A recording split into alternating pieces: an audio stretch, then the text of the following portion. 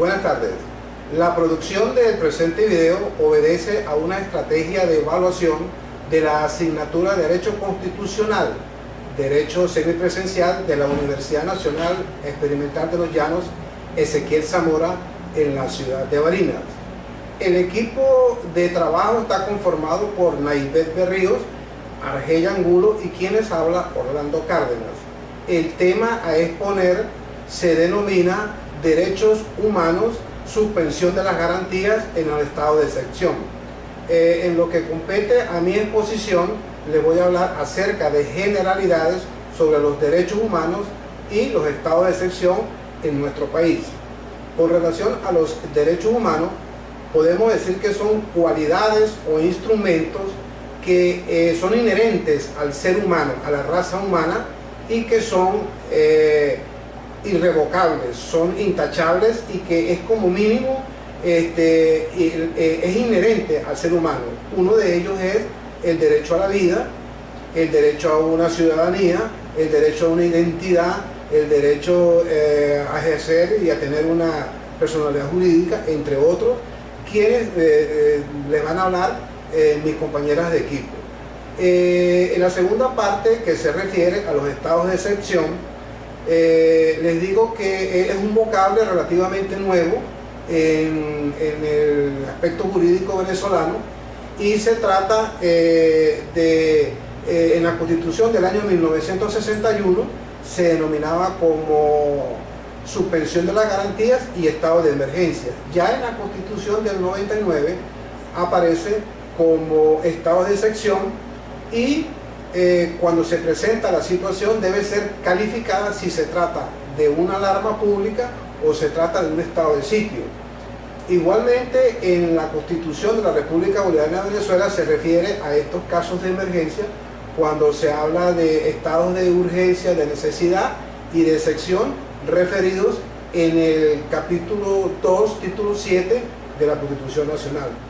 Una vez que ya ha sido calificado el estado de sitio, pues se cae en la figura del estado de sitio. ¿Qué es el estado de sitio? El estado de sitio es una disposición legal, por supuesto prevista de antemano, preparada de antemano, por medio del cual el poder civil le transfiere al poder militar el control de la calamidad pública que se haya presentado, en el caso cuando se presenta la intranquilidad pública en la población, que no puede ser controlado por los medios regulares que existen, y ahí es cuando el poder civil le cede el poder militar para que se restituya la paz nacional y exista un robustecimiento por parte del Ejecutivo Nacional.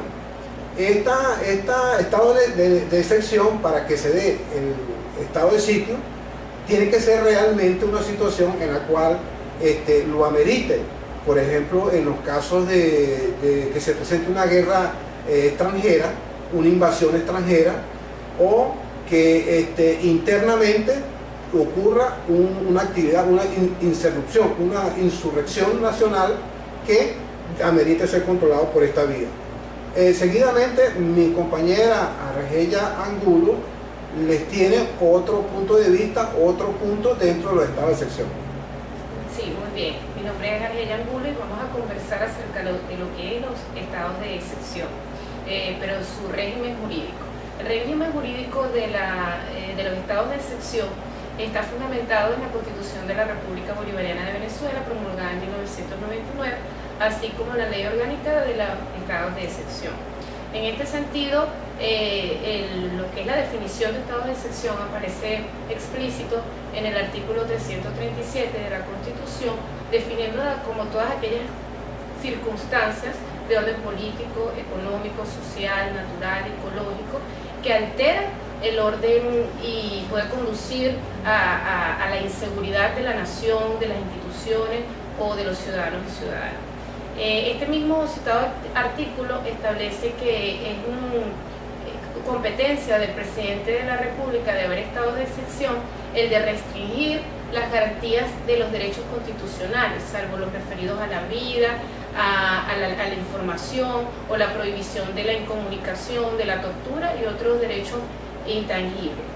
Cabe destacar que es competencia únicamente, según el artículo número 236, en el ordenal número 7, del presidente o presidenta de la República, el de decretar estado de excepción o restricción de las garantías. El artículo 45 de la Constitución también establece la prohibición a la autoridad pública, sea civil o militar, de prestarse a lo que es la desaparición forzosa de personas. Esto, con base a todo lo antes expuesto, nos podemos dar cuenta que el hecho de declarar estado de excepción no conduce al irrespeto o a alterar el orden de los principios que fundamentan el Estado de Derecho. Recuerden que el Estado de Derecho es la organización de un Estado fundamentado en una organización jurídica. En este sentido, el artículo número 2 de la Constitución establece que estos principios serían o valores, por ejemplo, el de la vida, el de la libertad, el de la solidaridad, derechos humanos, ética, pluralismo político, vitales para la vida armónica en sociedad. Ahora bien, lo que se refiere al decreto de estados de excepción, esto aparece delimitado en el artículo 339 de la Constitución, y podemos ver que esto lo puede hacer el presidente de la República de ser estrictamente necesario y para dar alternativa de solución a una alteración o problemática grave que se presente en el país. Y este artículo también dice que para nosotros introducir un decreto de estado de excepción se debe hacer 8 días después de haberlo decretado, se debe introducir y presentarlo a la Asamblea Nacional o a la comité especial que lo recibe, ¿no? Esto para que sea revisado y aprobado. Y posteriormente también a la Sala Constitucional del Tribunal Supremo de Justicia con la finalidad de darle un carácter constitucional.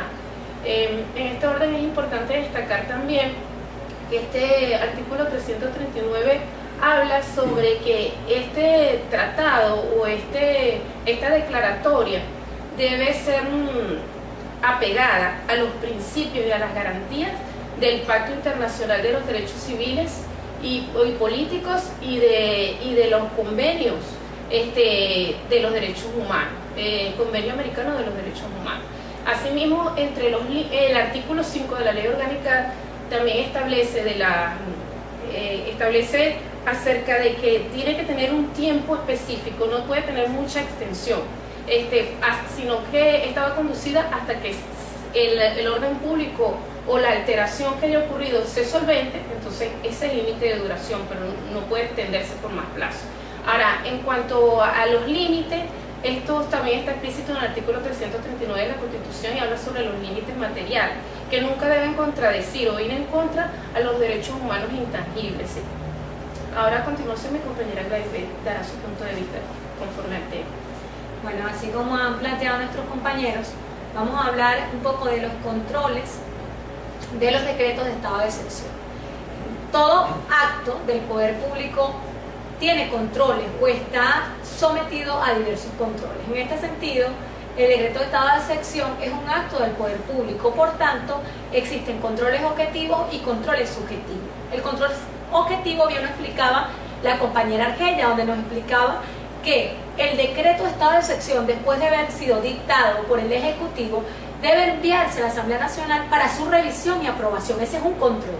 Y el segundo control objetivo es por la Sala Situacional, que debe ser enviado a la Sala Situacional para su control de constitucionalidad y por supuesto está sujeto entonces, avalado por la Constitución en el artículo 339. El control subjetivo se refiere a que lo aplican los ciudadanos y ciudadanas que se sienten que esas garantías, que esos derechos están siendo, o ese estado de decreto de excepción va en contra de esos derechos y garantías de esas personas que no se sienten de acuerdo con ese estado de excepción. En este sentido, esas personas tienen dos opciones. Uno, interponer un recurso de nulidad por inconstitucionalidad, pero también entonces tienen el otro recurso que pueden imponerlo como un acto que va en contra de su ciudadanía. En este sentido, ese acto se le llama a esos actos normativos que son inconstitucionales. En los dos casos, cada ciudadano entonces puede pedir, solicitar que los efectos de este estado de excepción sean parcialmente limitados o eliminados, esos efectos del estado de excepción. Entonces tenemos los controles objetivos y subjetivos. En este sentido, la ley orgánica de estados de excepción nos dice los principios en los cuales deben estar enmarcados estos decretos. El primero de ellos es la proporcionalidad. Todo acto de decreto de estado de excepción tiene que ser proporcional al problema que se va a resolver, a la materia que se va a resolver y a la naturaleza de la aplicación de ese estado de excepción. También la duración limitada, como lo decía la compañera, los actos de decretos de estado de excepción son medidas que no son permanentes, por tanto tienen una duración límite, ¿verdad? Una duración que debe ser lo más rápido posible para solventar la situación. El tercer principio es las garantías de no restringible. Aun cuando el decreto de estado de excepción se aplique, hay garantías que no pueden eliminarse, como por ejemplo el derecho a la vida, el derecho a la libertad, el derecho a la personalidad jurídica, el derecho a la participación, al sufragio, a la igualdad ante la ley, a la retroactividad ante la ley y por supuesto, además de ello, la justicia, la armonía y la paz dentro de una sociedad. En este sentido también tenemos los estados de alarma, que son esos principios, ¿verdad?, que se da porque el Ejecutivo asume decretar un estado de alarma por una situación que es de naturaleza anormal y que está estipulado dentro de 30 días, prorrogable 30 días. Están también los estados de emergencia económicas que se dan cuando una situación anormal va a influir en la vida económica de la nación y para su protección se decretan los estados de emergencia económica que pueden durar 60 días con 60 días prorrogables. También está el estado de conmoción interna que se da cuando elementos están conmoviendo el orden público que ponen en peligro la seguridad ciudadana y también de las instituciones. En este sentido, estos estados pueden durar 90 días, prorrogables 90 días. Existen también los estados de conmoción exterior, que son aquellos que se dan cuando hay elementos desde el punto de vista internacional que van en contra de la República y protegiendo entonces esos intereses de nuestra nación, de esa República, se decretan con un periodo de 90 días, prorrogable por 90 días. Está también la obligación de cooperación. Todo el estado de excepción necesita la cooperación de todos los ciudadanos para que sea efectivo y se dé de manera efectiva, así como también la fuerza y rango de ley. Todo estado de excepción tiene fuerza y rango de ley. Por lo tanto, si en la Constitución existen algunos artículos que no se corresponden, ¿verdad?, en ese estado de excepción, debe cumplirse el estado de excepción que se haya aplicado y que se haya aprobado por el periodo de días. Entonces el estado de excepción está por encima en ese periodo de tiempo de las leyes. La movilización es otro de los principios. El Ejecutivo puede movilizar los componentes o toda la Fuerza Armada cuando lo requiera y esa movilización entonces está controlada por los artículos y por las leyes de la Constitución. Y evidentemente entonces el estado de excepción, tal como lo decíamos, se da cuando hay una naturaleza que no es normal, que haya normalidad y que se aplica para garantizar la seguridad ciudadana, el orden interno, la paz, las instituciones y cuidar ante todo la estabilidad de una nación.